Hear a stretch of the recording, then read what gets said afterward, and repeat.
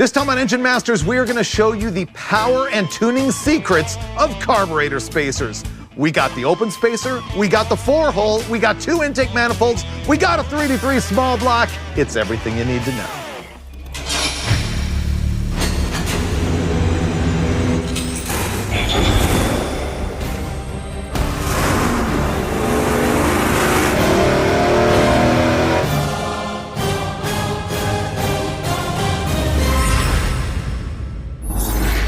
I blame you for this. You know why? Because viewers have asked us for like 2 years to do an episode all about carburetor spacers.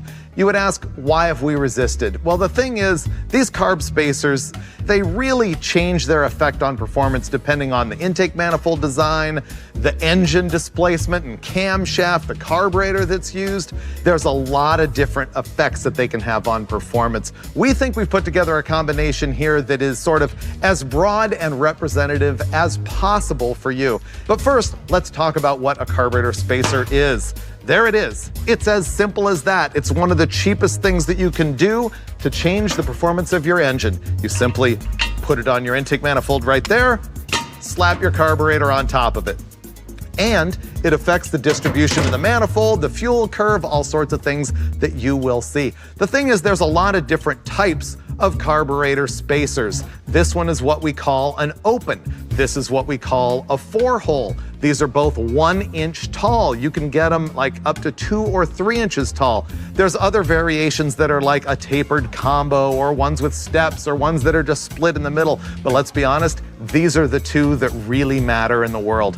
The other thing that's different about these is that they come in all kinds of materials. You can get them in wood, you can get them in plastic with little rubber inserts that keep the carburetor from vibrating. You can get them in die-cast aluminum, billet aluminum, or what this is, which is phenolic resin. What is phenolic resin? I questioned it because thermoquads have the main body made out of phenolic resin, but what does that even mean? It's based on an organic compound called phenol, and it's mixed with formaldehyde and some acid and stuff like that, and it becomes hard plastic.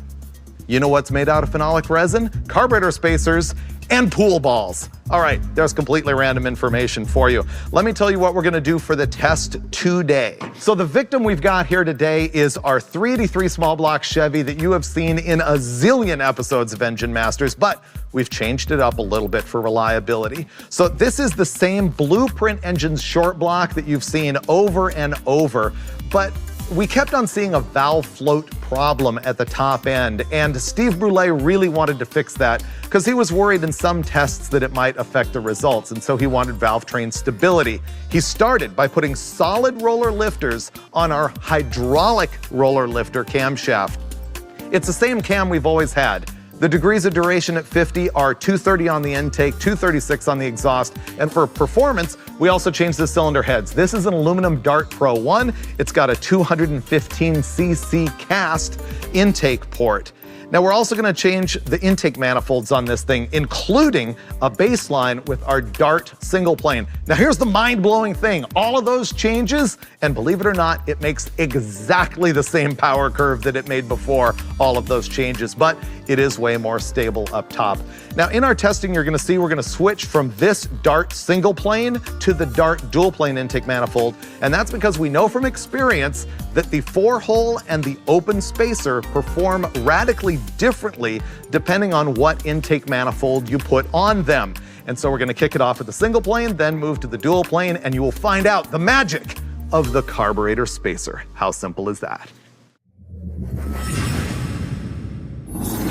So for this test, what we've decided to do is add a couple of sensors that we don't always use. And one is the air hat, which measures airflow that the engine is drawing in cubic feet per minute. And the other one is these 802 sensors. They're oxygen sensors, not dissimilar to what you have in your regular passenger car, but we have one in every cylinder so we can identify the air-fuel ratio in every cylinder.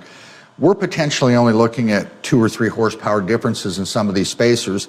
And so we want to be able to identify where the gain or loss is occurring. And so, like they say, you can never have too much data. So we're going to go in, baseline this thing, get some numbers, and move on from there. Spacers are tough to predict. The only one I think I can predict, and I'll probably be wrong, is the open on a dual plane. Dispense with the chit-chat, gentlemen. Baseline it, Brule. I'm Yes, cutting sir. to the chase. Wow.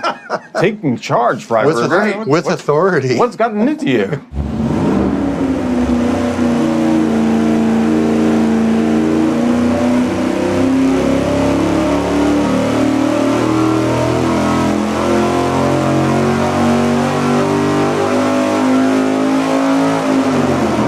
All right. Performed as expected. Yes.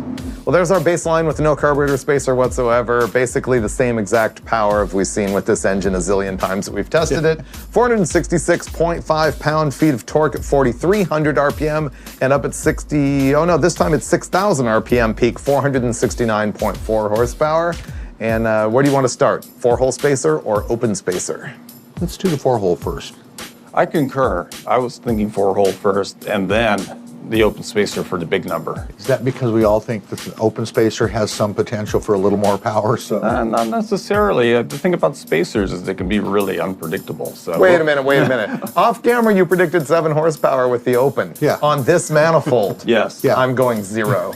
But you never know until you try. I'm going with you this time. Okay, 4-holer. See, he said this time, like I'm normally wrong. No. Man, Brule is just on a roll.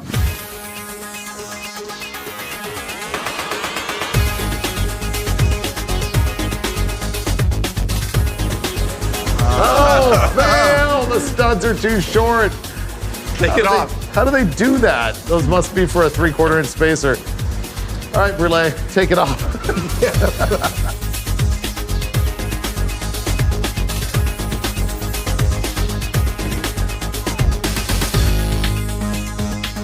All right, we've got the 4-hole spacer installed. We're getting the air hat on so we can check to see if there's any measurable change in airflow, which may attribute to a power change or not. We don't know yet, but it's another piece of data to grab. Dulcich and I have got the 4-hole spacer installed, so we're going to go check it out. While you guys were buttoning up the air hat, I was toasting myself a delectable Pop-Tart. You're not even allowed to eat those, Yeah, Freiburger. it was against the advice of my nutritionist, I have to say. Priorities. Oh, well. So I'll let what's you going have to that. happen with the 4-hole, Dulcich? I think it'll make 2 more foot-pounds of torque, and that's it. I've learned not to He's- question him. He's always good for Well, a no, laugh. I mean, and that's going to be below peak torque. Oh, okay. Yeah. I have no idea. I say run it.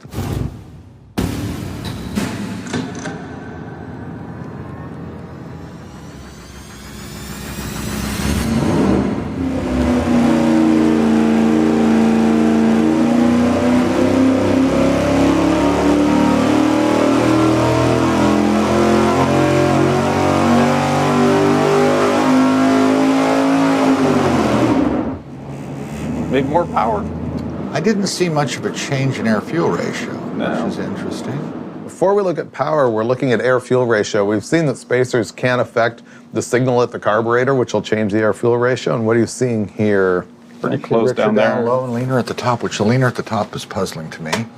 As a general rule, would you say the 4-hole tends to draw on the carburetor more than the open? Yes. Here's what we're looking at for our first pull with the 4-hole spacer: 467.3 pound-feet of torque, 474.6 horsepower, which appears to be a little bit up from no spacer at all. Is that because it's lean, or is that because of the spacer? It's made a couple of foot-pounds more at the bottom and more horsepower at the top. Who'd have thunk it? Could this be because it's lean up there? There's another thing you need to look at, and that's going to be pounds per hour of fuel, because it may have different distribution, which will show sometimes an air-fuel ratio, and it's actually using almost the same amount of fuel. Okay. It's pulling more fuel, and it's showing a leaner mixture, Right. So and let's it's making more power. So let's look at the distribution. cylinder distribution, yeah. That was very astute, Dulcich. Well, you know, I'm a student of the engine science. I really liked it. It's still 14.6 to 11.5. Well, let's compare it to another. Yeah, let's see if it's tighter without the spacer. There you go. So red is no spacer, black is tighter with at the the top. 4-hole. It's See that? here, Where it's making more power. It almost is tighter. Yeah. Yeah, so it affected the manifold distribution tiny bit. And it actually helped on the bottom, because you don't have those 2 that are way out of the field there at the low end that are 15s. These 2? Yeah. So it did help. I'm going to say it's more cylinder to cylinder than than any other Yeah. single thing. So no spacer moved more air, but with the spacer, made a little bit more power. Very So small bit, like 4 CFM or something. manifold distribution. Yeah, that works a little tighter. So that's more than any one single thing. I think that's probably. I think we're out of tune-up options. We go straight to the open spacer.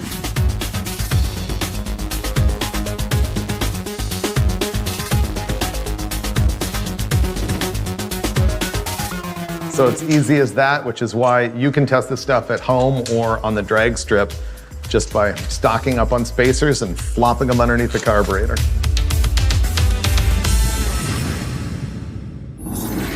I finished my Pop-Tart, so I'm ready to run the open spacer. All right. What do you think the open spacer does? We might see that it needs more jet, maybe. I don't think it's going to make more power because I think this manifold's already too big for the engine. All right, fire it up, let's go.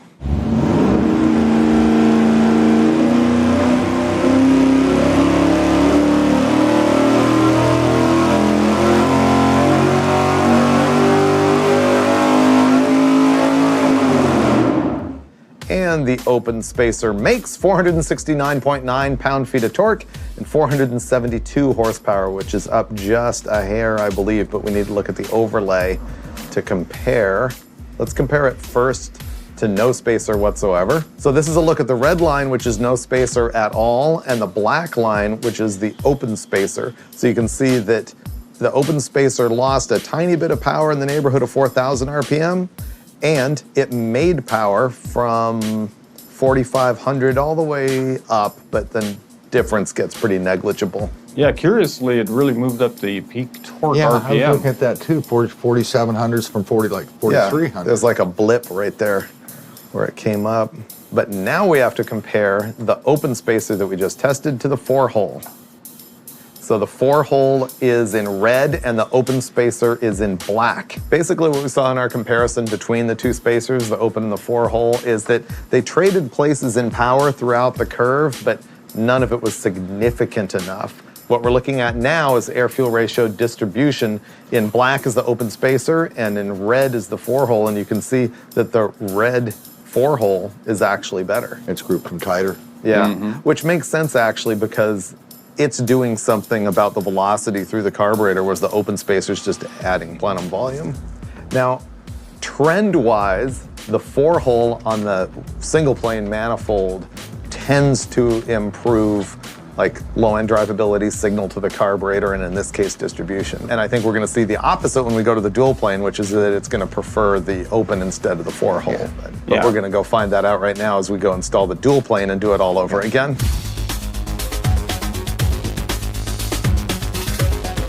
With the carburetor off this, you can see that this dart intake is a single plane, wide open plenum. This would be typically designed for something that makes more RPM, more power, more displacement than this engine. The reason we're running two different manifolds is because spacers can have a different effect depending on whether it is a single plane or a dual plane. So this is the dual plane that we will be installing. This is an air gap style dual plane. It is much more suited to the type of engine this is. We're gonna anticipate seeing this thing make a whole lot more torque than that. And we will show you the power difference between these two intakes before we start messing around with spacers. We've already done our first pull with a dual plane. It was really rich. We went out there and leaned it out by 9 jet sizes overall, which is a big whack. And we're gonna see if it makes a difference in power.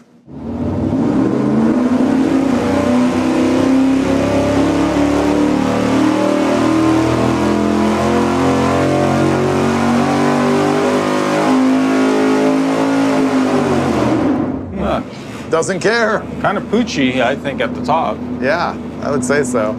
So after the tune-up on the dual plane, where we went in and leaned it out some, it actually just came down a hair in power. We're looking at 474 pound-feet of torque and 454.6 horsepower. Look at that. The red lines here show the single-plane intake manifold with the 4-hole spacer on it, and the black is this dual plane with no spacer. And you can see the red lines are just grouped much more tightly, and the dual plane is much bigger. And so it's not a matter of runner length making the power difference. We think it's probably that there's some cylinders that just aren't in the mood to make power because we're barely feeding them any fuel. or we're feeding them too much. Yeah, I mean, it tilted the curve, so I mean, the runner length is taking care of it down there, but I think we've just got issues up there with fueling the cylinders. Cylinders at 16-to-1 don't make power. Right. Yep, and there's nothing you can do about that in the carburetor to fix it. Maybe the spacers may help. The 4-hole spacer. It may. It may. That may help. We don't know. Is that our next step? Yep. Okay, we're gonna go out there and put the 4-hole spacer atop the dual plane intake manifold.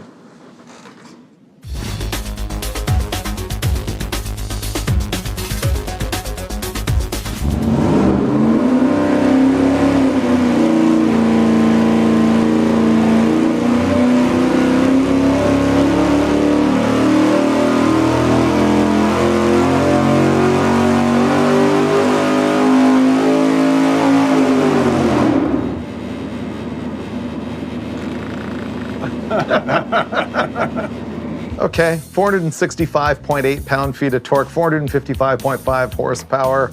We're pretty much saying that's a 0. But to really know, we have to compare it to the curve of the regular dual plane with no spacer. Okay, red lines are the no spacer, black lines is the 4-hole. It's smoothed out the curve. The range here is not that different. We're talking about 12.4 to 12.8, negligible, but this is flatter. Okay, I could say we can count out air fuel. Let's look at the individual cylinder distribution. I'm gonna read you off the cylinders in order, 1, 2, 3, all the way to 8. 15.9 to 1, 12.9, 14.4, 13.8, 14.1, 12.5, 14.9, and 12.0. What's the trend that you're seeing there? Yeah, well, we're seeing it's all on one side. We're seeing a whole bunch of lean cylinders. These cylinders are not making power, and that's why it got worse when we leaned the carburetor out, is they made even less power. Right. Well, the trend that I'm seeing is that it's every odd cylinder that's lean. Yeah, it's one side of the engine. bank, Yep. which makes no sense because on the dual plane manifold, one level is feeding inner to and outer on the other side. I know. And the other level is doing the opposite. So It can't do this, but it is. Okay, so final answer on this thing is we suspect this manifold is not that good because of the leanness along one bank, but what we know is that the 4-hole spacer did nothing good on this combination. No matter how much we tried and fought with it. The open spacer is going to be the miracle worker here. Let's hope. It's what we normally see, but who knows? There's only one way to find out. We're gonna change to the open spacer.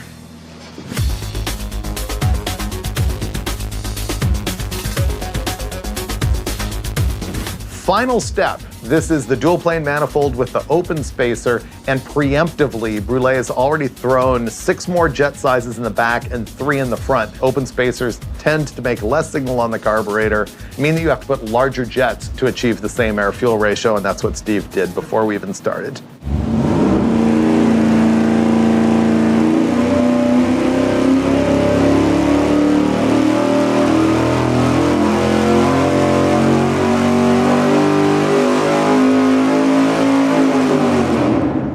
So the horsepower that we saw just now was 465.8 and the torque 478.2 with the open spacer. Let's look at it versus no spacer at all.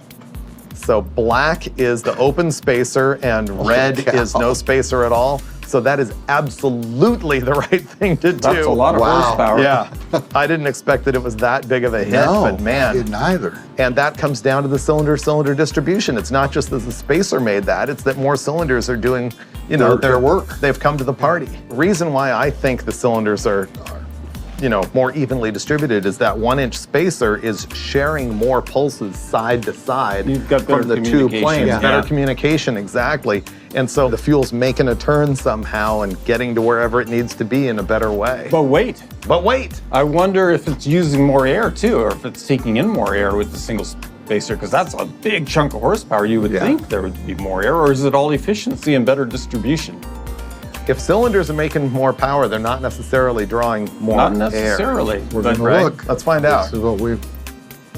Whoa! No. So it's all efficiency, It's all basically. efficiency. And that's what I mean. If they're making more power, if it's because they're richer instead of leaner, it's not going to draw more air. It's that it's using the fuel more efficiently. Yeah. So I think the last thing that we need to do is look at our best run with the single plane, which was with the 4-hole spacer, and our best run with the dual plane, which was with the open spacer.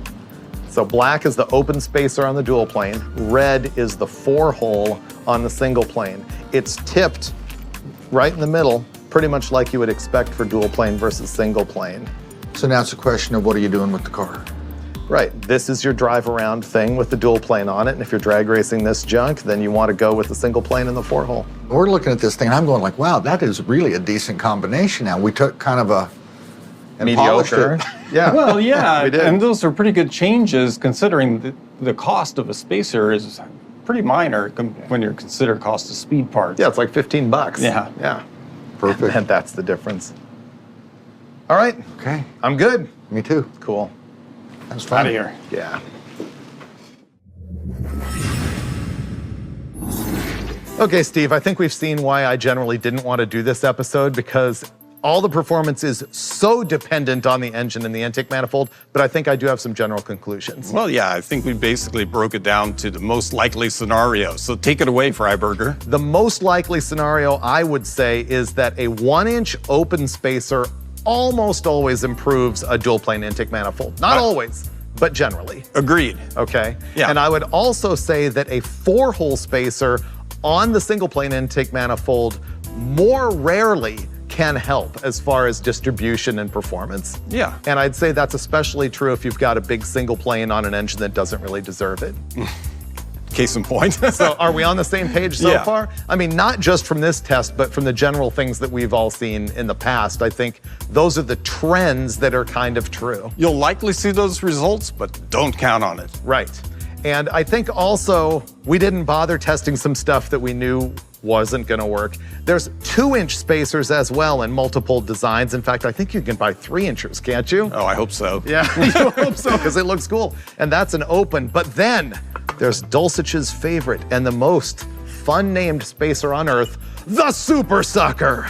This is actually more generically known as a tapered combo. See how it's 4-hole on the top and it tapers into an open at the bottom? That's supposed to be super trick, but honestly, we've messed around with stuff like this, and when you go to a 2-incher on an engine this mild, you don't really get any benefit out of it, which brings me back to you gotta try it every single time, and you gotta jet it every single time. Yeah, and I kind of took something away that I wasn't expecting. To me, I always thought the volume was the big player, but what I found out is basically is how the carburetor is interacting with the manifold when you stick that spacer in between, and that changes. We saw that in the fuel distribution. On both tests? Yes. Yeah, absolutely. Which is why you were talking off camera about how guys will go to the drag strip and try a bunch of spacers and never touch the carburetor, and it just doesn't work that way. Honest truth, if you want to get the most out of your carburetor spacer, you need an oxygen sensor in every single hole so you can see what's going on. At minimum, you need 2 oxygen sensors in your headers. Do you agree? Yeah, or a lot of drag testing will Yeah. do the same thing. Exactly. But generally, I would say your ultimate takeaway is if you've got a dual plane, try a 1-inch open spacer, and that's the end of the story. It's about the cheapest power you can get. As a matter of fact, Dulcich wants to go home and make one out of plywood. Oh yeah, I can do that. And so we hope to have more in-depth and factual information in future episodes of Engine Masters. The thing I'm wondering is whether the open spacer is going to be as good as the 4-hole. That's why we dyno test, Freiburger. You know, because the racetrack, the pits, the internet, they're all full of experts. You know, they know what's going to happen. They'll tell you what a 4-hole will do, what an open spacer will do. But you know what? I don't want to listen to those guys. I would listen to the dyno. That's the way I do it. Engine Masters.